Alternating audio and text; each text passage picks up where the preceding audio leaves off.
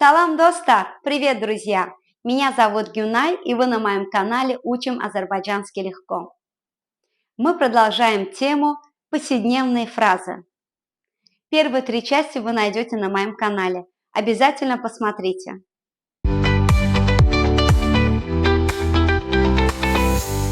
Сегодня разберем с вами 10 повседневных фраз.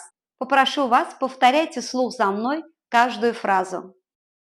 Итак, первая наша фраза. Как сказать по-азербайджански «Откуда ты идешь?» Hardan gəlirsən?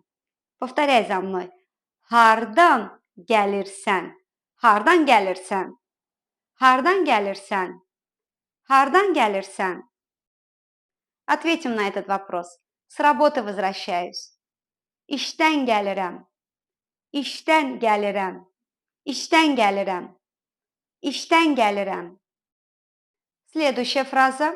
Как сказать по-азербайджански «Мне совсем не спится»? Повторяй за мной. Yuxum heç gəlmir. Yuxum heç gəlmir. Yuxum heç gəlmir. Yuxum heç gəlmir. Следующая фраза. Как по-азербайджански сказать «Невозможно терпеть эту жару»? Повторяй за мной. İstidən durmaq olmur. İstidən durmaq olmur. İstidən durmaq olmur. İstidən durmaq olmur. Следующая фраза. Я это ради тебя сделал. Повторяй за мной. Bunu sənə görə elədim. Bunu sənə görə elədim. Bunu sənə görə elədim. Bunu sənə görə elədim. Bunu sənə görə elədim. Как по-азербайджански сказать «Мне пришла в голову хорошая идея»? Повторяй за мной. Ağlıma yaxşı fikir gəldi. Ağlıma yaxşı fikir gəldi. Ağlıma yaxşı fikir gəldi. Ağlıma yaxşı fikir gəldi. Ağlıma yaxşı fikir gəldi.